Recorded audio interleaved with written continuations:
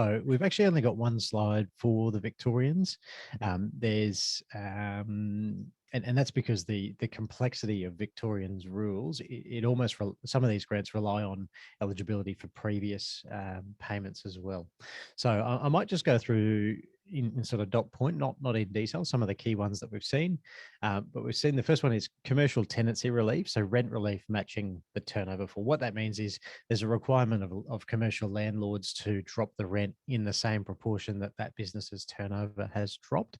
So there's almost like laws to enforce that. It used to be in the first round of this time last year, it was almost about mediation of the landlord and the tenant, but this is almost like forcing the landlord to drop the rent, which a bit bad if you are a landlord there, but that's one of the things that you need to keep in mind.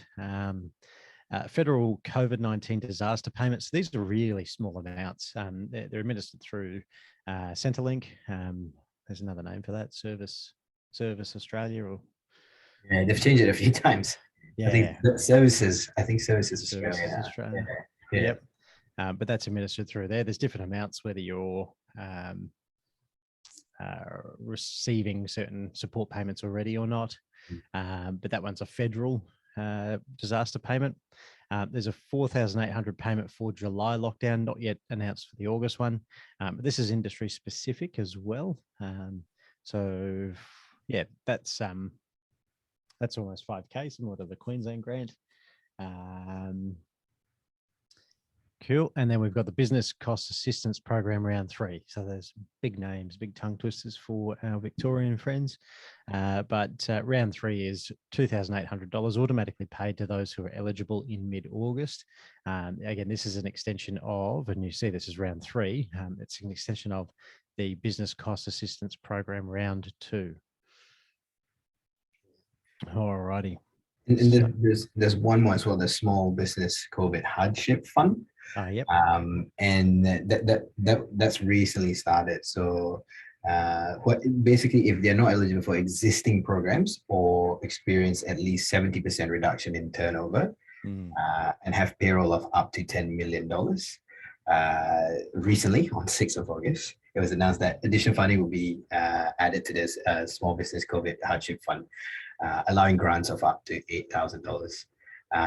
Now, the difference with kind of what we're seeing with New South Wales and kind of Queens and Victoria is kind of doing it in bits and pieces and kind of adding things as they go along. So there's no long running, even the Business Cost Assistance Program, this is the 3rd round. What they're doing is they're kind of watching it as it goes along, and because Victoria has gone through quite a few lockdowns. Unfortunately, it's really we really feel for the Victorian people we have here, and they've recently announced that Small Business COVID Hardship Fund. So have a look at that as well. But I recommend definitely jumping on their website or signing up for their updates, because there is a place where you can get more information on this stuff as well. Yep. And just a reminder, I think, Chris, you mentioned it, but it was a 70% or more reduction in turnover for that $8,000 grant. And then, just like the other states, there's more stuff like there's licensed hospitality venue payments, there's Alpine Business Support Fund. What else? We've got commercial, we've talked about the commercial tenancy relief. There's a Victorian event support. So if you've got a live event that got cancelled, I think there's between grants of $2,000 to $25,000. Micro business concierge.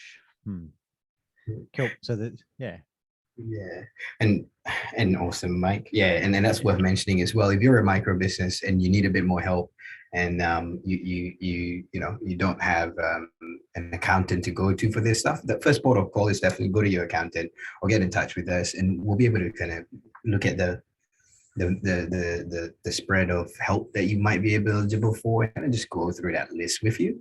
But if it's like too much and you don't have an accountant and you can't do it yourself, in Victoria there is a micro business concierge that you can get in touch with. It's basically someone who will help you with some of this stuff, and that's run by the Victorian government itself. So yeah, and that's all that information is on their website. And like I think Mike just mentioned that he has a call today at 10:30 a.m. That's awesome. That's the stuff that you can do if you are on the micro side of things. You don't have you need support from the government. They can help you guide through some of that stuff as well for Victoria. Wonderful. Alrighty. So that is the Victorian side of things.